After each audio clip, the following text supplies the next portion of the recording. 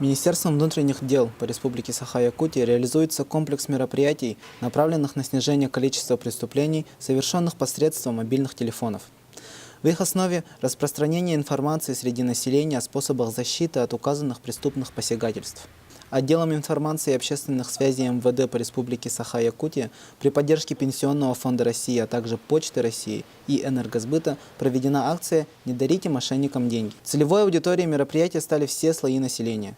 Как избежать такой ситуации и не лишиться сбережений, разъясняла сотрудник МВД России Якутская Алена Матвеева.